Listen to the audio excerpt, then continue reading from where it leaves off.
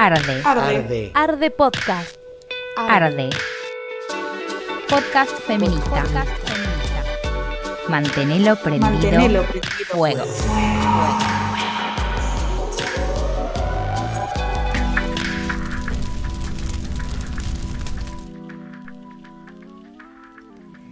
Arde es un podcast que realizamos compañeros de la organización política Abriendo Caminos en colaboración con Compas Amigues.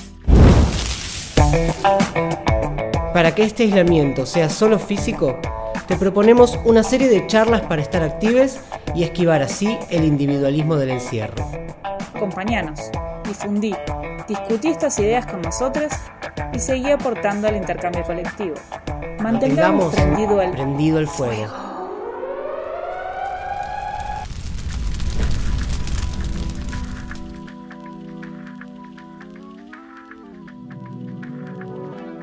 En los episodios anteriores hemos hablado sobre algunos aspectos de lo que implica para las feminidades y las infancias este llamado a quedarnos en casa. Hablamos de las violencias que sufrimos, de cómo se incrementan las tareas de cuidado que cargamos sobre nuestras espaldas y de lo difícil que es conjugarlas con nuestras responsabilidades laborales. Sin embargo, también nos parece esencial poder preguntarnos y reflexionar por las masculinidades y su particular manera de vincularse con esta nueva realidad. ¿Qué nos pasa ante esta situación de encierro y aislamiento social que nos encuentra recluidos en nuestro propio, pero en muchos casos ajeno, ámbito doméstico? Hablaremos de y para aquellos varones que no ven, no piensan, no hablan y creen no sentir nada respecto de su propia identidad de género. Para aquellos que rechazan cualquier cuestionamiento hacia la masculinidad o, incluso, para aquellos que nunca han tenido la oportunidad de escuchar una crítica hacia esa masculinidad. Esperamos que sirva para poner en palabras algunas ideas sobre esa incomodidad que muchos varones sentimos con lo que somos. Por eso, en este episodio de Arde Podcast, trabajaremos sobre el reencuentro de los varones con el ámbito privado.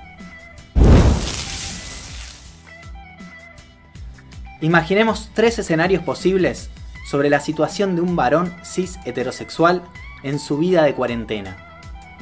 Más allá de los estereotipos a los que se reduce esta fantasía, nos resulta útil imaginar lo que hoy no podemos ver porque sucede puertas adentro de cada hogar. El peor de los casos, un varón que ejercita la desidia, que permanece en una imperturbable pasividad frente a la actividad femenina de su compañera, su esposa, su madre o su hija. Un varón que defiende irracionalmente sus privilegios y prácticas de dominación frente a un alrededor que le proporciona algunas oportunidades para desmontarlas. ¿Qué siente frente a esto una vez que la insistencia patriarcal de no mover el culo se vuelve monótona? Raulito, ¿cómo andás? ¿La Jabru te puso en penitencia? ¿Qué haces ahí solo mirando un punto fijo? Y acá andamos, vecino. La verdad que envidiándote un poco.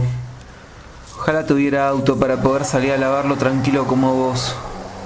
Acá, entre Marta y las nenas, no paran de quejarse, che, me tienen la cabeza así.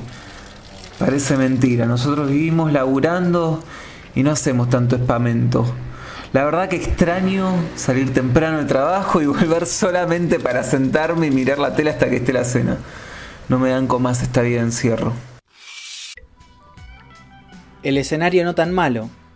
Un varón que descubre la integralidad y la necesaria permanencia del trabajo doméstico, que va tomando conciencia de su ausencia en el hogar y se avergüenza, quizás ante la obviedad de esta afirmación, que sin el trabajo no remunerado de miles de millones de mujeres, su trabajo productivo y remunerado sería en vano.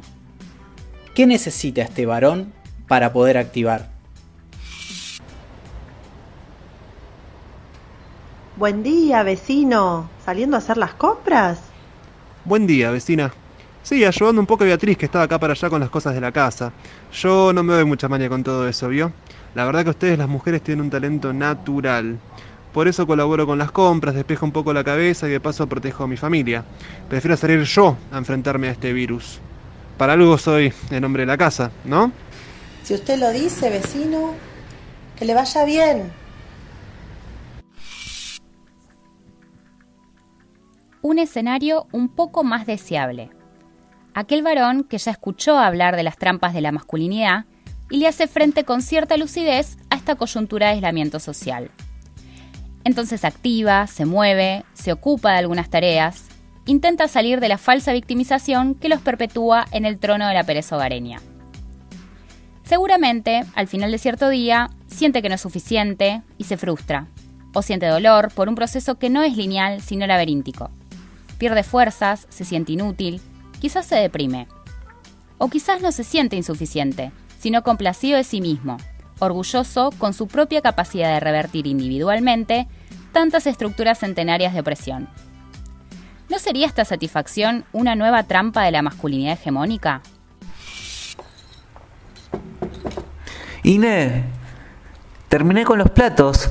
¿Dónde iba la cacerola grande? Está ahí abajo de la bacha, es el único lugar en donde entra. Cierto. Gracias. Bueno, ¿con qué querés que siga? No sé, Martín, estoy ocupada ahora. ¿Por qué no pasás la aspiradora en la habitación? Dale. Ahí voy. Está bueno esto de limpiar juntos, ¿no? Mi viejo ni en pedo se calza estos guantes. ¿Existen otras posibilidades? Seguramente sí, y quizás sean infinitas. ¿Dónde nos ubicamos cada uno de nosotros? ¿Y nuestros amigos? ¿Dónde se ubicaron nuestros padres, si los tuvimos? Ahora bien, teniendo en cuenta que el ámbito doméstico es uno de los principales espacios donde se perpetúa la violencia machista, nos preguntamos, ¿qué pueden hacer los varones que desean dejar de ejercer esa violencia en este contexto de aislamiento obligatorio? ¿Por dónde pueden empezar? Para responder esta pregunta, hablamos con Luis Ángel Ábalos, psicólogo de la Red de Psicólogos Feministas, quien nos dijo: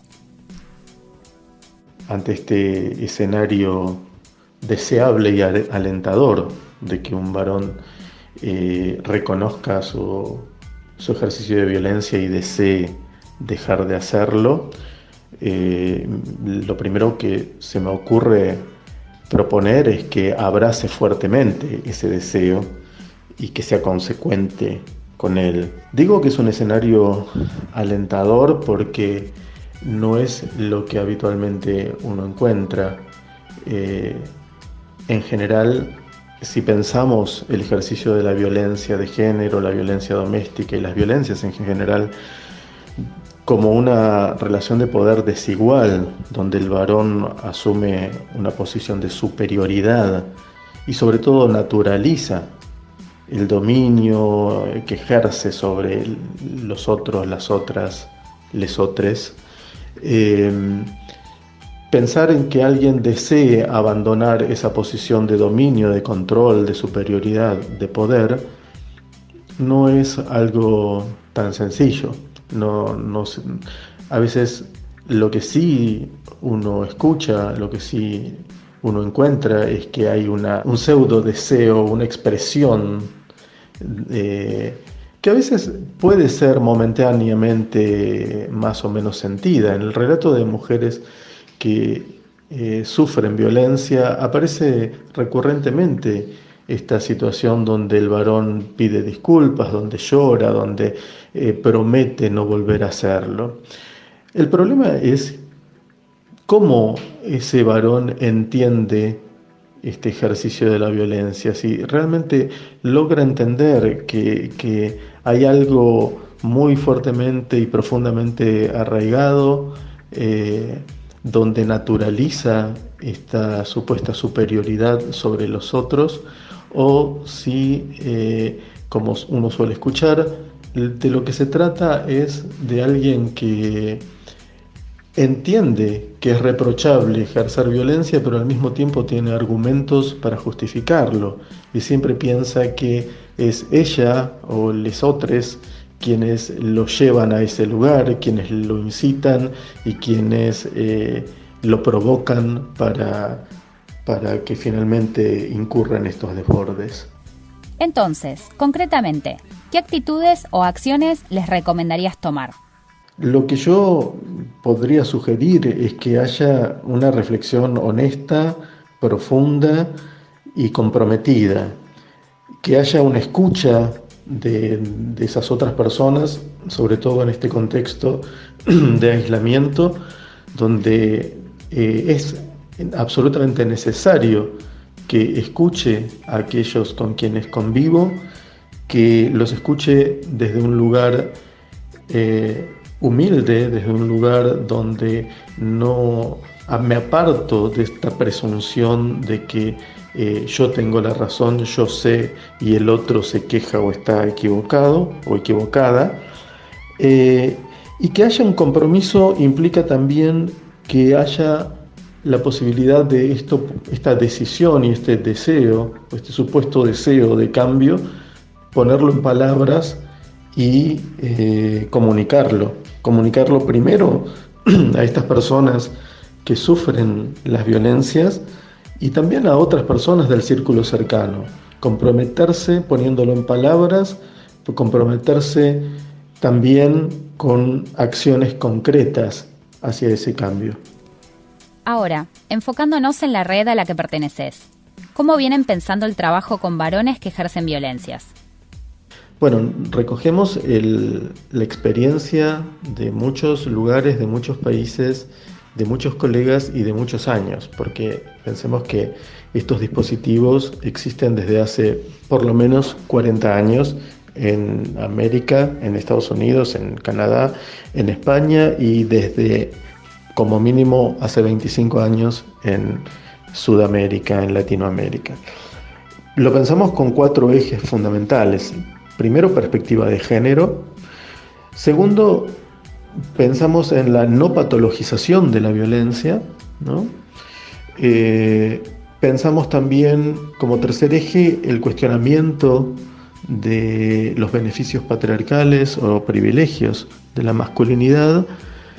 Y como cuarto punto, la articulación necesaria que tiene que ver con otros actores sociales, porque no se puede pensar un dispositivo para un problema tan complejo como es la violencia desde como algo individual, como algo aislado, como algo que no tenga articulación con distintas instancias, organismos, organizaciones, tanto estatales como no estatales. Un problema complejísimo como la violencia no tiene soluciones simples y entonces lo pensamos desde estos ejes y insisto en que pensar con perspectiva de género no es ocioso decirlo porque existen incluso en la actualidad muchos dispositivos, muchos grupos de masculinidades que trabajan, pero no desde la perspectiva de género, sino más bien naturalizando las características de la masculinidad, ¿no? Naturalizando lo masculino y profundizando ciertas características. Entonces, insistir en que tiene que haber perspectiva de género nos parece que es absolutamente necesario. Por otro lado, también nos interesaba pensar esta problemática desde el punto de vista de las organizaciones populares. En este sentido, hablamos con Francisco Simón, integrante del colectivo de varones antipatriarcales, quien nos compartió algunas ideas sobre el rol de estas organizaciones en relación al abordaje de las situaciones de violencia machista desde la perspectiva de los varones. Y entendemos que las organizaciones sociales cumplen un rol fundamental en el abordaje de cualquier problemática de esta sociedad. Y en particular respecto a la violencia machista, nosotros apostamos como colectivo a que sean los varones de las orgas quienes se acerquen y se apropien de la lucha contra estas violencias. Ya sean externas, esos casos que vemos por fuera de la organización, como también internas en situaciones de violencia o abuso dentro de la propia orga. Nosotros apostamos a que orgánicamente los varones construyan espacios de encuentro para pensarse y problematizar en torno a la violencia. Un poco a partir de nuestra experiencia de articulación con otras organizaciones, creemos que para transformar realmente las formas que tenemos los varones de vincularnos y de habitar la masculinidad, los varones tenemos que generar condiciones y herramientas propias para el abordaje de las violencias. Así como lo hace el Estado, también las organizaciones sociales tienen o tenemos la capacidad de contener colectivamente a la comunidad con la que estamos trabajando. Si pertenecemos a un sindicato o a una comunidad educativa o a un barrio o a cualquier agrupación colectiva, tenemos ese rol de contención. Y los varones en particular tenemos que hacernos cargo de las situaciones de violencia machista porque somos los principales garantes del ejercicio y la reproducción de esas violencias. Y en este sentido, frente a situaciones de violencia, nuestro punto de encuentro no puede limitarse al escrache y la expulsión. Los varones tenemos que tejer dispositivos que nos permitan encontrarnos afectivamente y con cierto grado de empatía con este varón violento, porque hay que reconocer ahí nuestra propia habilitación para la violencia. Y además de empatía, mucha rabia para que los procesos que encaremos sean emancipatorios. Sobre la experiencia del colectivo de varones antipatriarcales de Cava, nos preguntamos: ¿cuál es su experiencia en el trabajo sobre las violencias machistas que ejercen los varones y hacia dónde hay que caminar en este momento desde las organizaciones populares y feministas?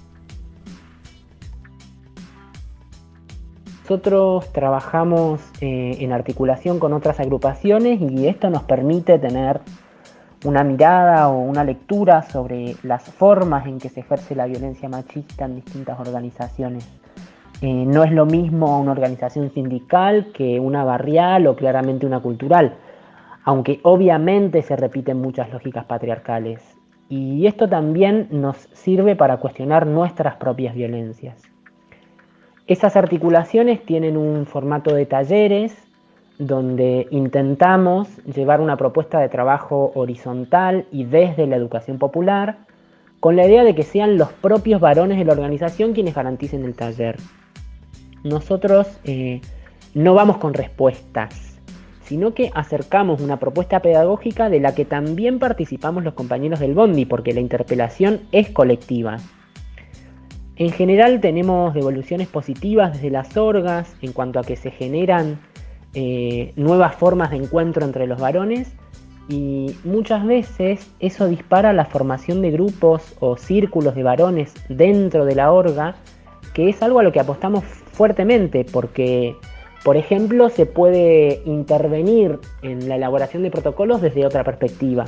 Puntualmente, ¿de qué se trata la propuesta? La propuesta siempre es vivencial, pensada desde el cuerpo y para interpelar la afectividad entre varones. Si bien en nuestra experiencia es un tanto difícil la convocatoria a las masculinidades, creemos que lo más productivo del Bondi es que la propuesta es justamente el encuentro desde la afectividad. Y ese espacio tiene mucha potencia para repensar el abordaje de las violencias desde los varones. Luego de escuchar los planteos de nuestras entrevistadas, creemos que son muchas las preguntas que quedan abiertas y las tareas que desde nuestros diferentes lugares y espacios tenemos que activar. Pero algo nos queda claro: el camino es colectivo, porque el problema no es individual, sino social. Vivimos en un sistema lleno de injusticias y desigualdades de clase, género y raza. Las violencias que se ejercen en el ámbito doméstico no son ajenas. Todo ese trabajo gratuito que realizan las feminidades y no reconocen ni los estados ni los empresarios se sostiene a partir de distintos mecanismos de violencia machista que aprenden los hombres bajo el modelo de la masculinidad hegemónica. Por eso, ninguna transformación se hace solo. Solo es la palabra que pronuncia quien no quiere renunciar a la omnipotencia real de un ideal de masculinidad que no existe.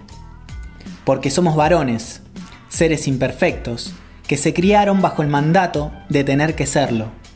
Entonces, seguramente, alguna respuesta pueda encontrarse en el hecho de compartir penurias, ideas y sentirse con otros varones que estén en la misma. Hablemos de esto. Tejamos redes que nos permitan inventar otras formas de vivir nuestra masculinidad.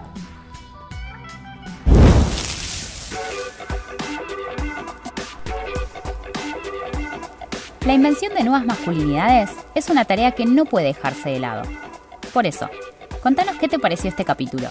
Escuchá el próximo episodio sobre acceso a la interrupción legal del embarazo en cuarentena y sigamos en contacto.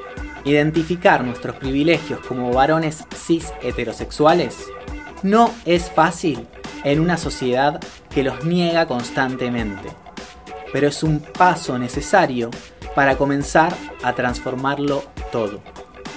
Queremos que nos cuentes. ¿Este aislamiento te hizo pensar en tus privilegios como varón? ¿Podrías darnos algún ejemplo? Mantengamos prendido el fuego. Arde, podcast feminista. Seguinos en Anchor, Evox y Spotify. Los episodios salen quincenalmente. Unite a nuestro canal de Telegram para enterarte de las novedades. Encontranos como @ardepodcast.